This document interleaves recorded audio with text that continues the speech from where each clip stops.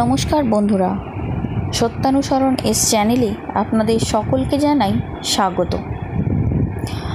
বন্ধুরা, আমরা সকলেই জানি 22শে জুন শনিবার থেকে অম্বুবাচীর শুরু হয়েছে এবং 25শে জুন অম্বুবাচীর শেষ। এবং এই অম্বুবাচীর সময়ে আমরা জানি কোনো মন্দিরেই পূজা অর্চনা হয়ে থাকে না। আর এই অম্বুবাচীর সময় আপনারা অবশ্যই কিছু নিয়ম মেনে চলার চেষ্টা করবেন, না হলে হতে পারে আপনার ওপর বা আপনার সংসারের ওপর মায়ের রুষ্ট ভাব পড়তে পারে। তাই এই সময় কিছু নিয়ম মেনে চলা অত্যাবশ্যক। প্রথমেই যে কথাটি বলবো বন্ধুরা, আপনারা যদি চ্যানেলে নতুন হয়ে থাকেন চ্যানেলটি সাবস্ক্রাইব করে রাখুন পরবর্তী ভিডিওর আপডেট পেতে, এবং ভিডিওটি লাইক, শেয়ার এবং কমেন্ট করতে ভুলবেন না। আসি আজকের বিষয়ে। বন্ধুরা, অবশ্যই এই অম্বুবাচী চলাকালীন সময়ে আপনারা কোনো নারীকে অসম্মান করবেন না, তাতে মা খুবই রুষ্ট হন।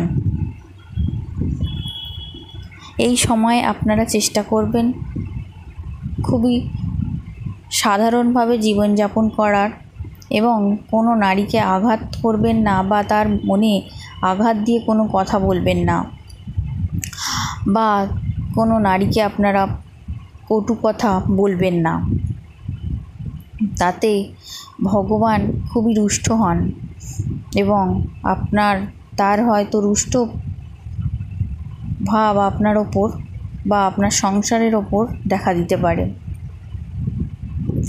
আপনারা চেষ্টা করবেন বন্ধুরা এই সময় কোনো অসহায় দুস্থ নারীকে কোনো কিছু খাবার দিয়ে সাহায্য করার বা বস্ত্র দিয়ে সাহায্য করার, বা তাকে আর্থিকভাবে কোনোভাবে সাহায্য করার। সেটা আপনার সামর্থ্যের মধ্যে যতটুকু কুলায় সেটুকুই করবেন। দেখবেন কোনোভাবে যেন তাকে, কোনো নারীকে আপনি আঘাত না দেন, এমন কোনো কথা বলবেন না যেটা তাকে বলা উচিত নয়। আর চেষ্টা করবেন এই অম্বুবাচী চলাকালীন সময়ে যে সমস্ত নারীরা অম্বুবাচী পালন করে থাকেন সেই সব নারীকে আপনারা দুধ, আম, এই সমস্ত কিছু ফল দিয়ে তাকে সাহায্য করার, বা আপনার বাড়িতে যদি এরকম কোনো কেউ থেকে থাকে যিনি অম্বুবাচী পালন করছেন, তাকেও আপনারা ফল, মিষ্টি, দুধ এই সমস্ত কিনে দেবেন। তাতে বলা হয় ভগবান খুবই খুশি হন এবং আপনার ওপর কৃপা দৃষ্টি তার দেন। এবং আপনারা এই সময় চেষ্টা করবেন বিশেষ করে কাউকেই কষ্ট দেওয়ার চেষ্টা করবেন না, বিশেষ করে কোনো নারী বা মহিলাকে তো নয়ই।